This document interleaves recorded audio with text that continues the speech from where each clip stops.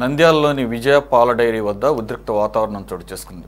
విజయ పాల డైరీలో ఖాళీ అయిన 3 డైరెక్టర్ల పదవులకు ఎన్నికలు జరగబోతున్న నేపథ్యంలో శుక్రవారం నామినేషన్స్ స్వీకరణ జరుగుతోంది. ఈ క్రమంలో డైరీలో నామినేషన్ ప్రక్రియ సక్రమంగా జరపట్లేదని ఆళ్లగడ్డ టీడీపీ ఎమ్మెల్యే మాజీ మంత్రి భూమా అఖిలప్రియ వర్గం నిరసన చేపట్టింది. నిరసన తెలుపుతున్నటువంటి భూమా అనుచరులను గేట్లు తెరుచుకుని లోపల రావడానికి ప్రయత్నించగా పోలీసులు అడ్డుకున్నారు. డైరీ వద్దకు ఇతరులు వచ్చేందుకు అనుమతి లేదని హెచ్చరించారు. నిబంధనలు అతిక్రమిస్తే కఠిన చర్యలు తీసుకుంటామన్నారు. మరోవైపు లా అండ్ ఆర్డర్ సమస్యతో విజయ డైరీ నామినేషన్ల ప్రక్రియను వాయిదా వేస్తున్నట్లు ఆ సంస్థ యాజమాన్యం ప్రకటించింది.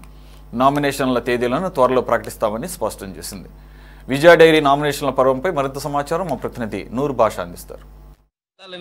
కర్నూలు నంద్యాల జిల్లాకు సంబంధించిన విజయ పాల డైరీలకు సంబంధించిన 3 కమిటీ సభ్యులైనటువంటి బండారు సుబ్బారాయుడు, గోనవరం, అదేవిధంగా రామలక్ష్మమ్మ, తమ్మడపల్లె, రఘుస్వామిరెడ్డి, అబ్దుల్లాపురం టీడీపీకి సంబంధించిన 3 కమిటీ సభ్యులైనటువంటి గడువు కాలం ముగియడంతో ఈరోజు 3 సభ్యులకు సంబంధించిన కమిటీ సభ్యులకు సంబంధించి ఎన్నికలు నామినేషన్ల పర్వం కొనసాగాల్సిన పరిస్థితి. అయితే నంద్యాల జిల్లాకు సంబంధించిన పాల డైరీ వద్దకు భూమా వర్గీయులు గేటు తోసుకుంటూ రావడంతో ఒక విధమైన ఉత్కంఠ ఏర్పడింది. అయితే ఇక్కడ చూసుకున్నట్లయితే విజయ పాల డైరీకి సంబంధించిన కమిటీ సభ్యులు వారు ఈ కమిటీని ఒక్కసారిగా భూమా వర్గీయులు గేట్ తెలుసుకొని లోపల వచ్చేసరికి ఎక్కడ ఏం జరుగుతుందో అర్థం కాని పరిస్థితి. ఈ తరుణంలో చూసుకున్నట్లయితే విజయ పాల డైరీకి సంబంధించిన కమిటీ సభ్యులు ఈ ఎన్నికల ప్రక్రియను వాయిదా వేస్తూ తీర్మానించారు. అయితే ఎక్కడ లాంటి ప్రాబ్లం వస్తుందనేటువంటి ముందస్తు ఆలోచన చేసుకొని వీళ్ళు ఈ ప్రక్రియను వాయిదా వేశారు. అయితే ఈరోజు మీడియా సమావేశం ఏర్పాటు చేసిన విజయ డైరీ పాల డైరీకి సంబంధించిన కమిటీ సభ్యులు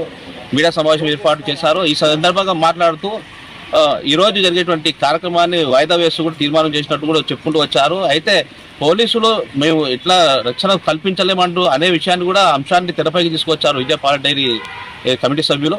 అయితే ఇక్కడ చూసుకున్నట్టయితే గతంలో నుంచి చూసుకున్న ఈ విజయ పాల డైరీకి సంబంధించి అనేక ఘటనలు జరుగుతూ ఉన్నాయి. ఆళ్లగడ్డకు సంబంధించి చాగలమర్రిలో కూడా ఇదే విధంగా రసాబస జరిగింది.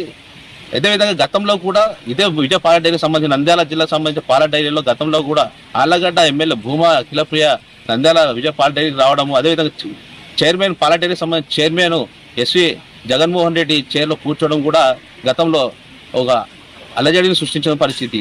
అంటే ఈ విధంగా పాల డైరీకి సంబంధించి జగత్ విఖ్యాత్ రెడ్డి కూడా గతంలో ఇదే పాల డైరీ సందర్శించారు.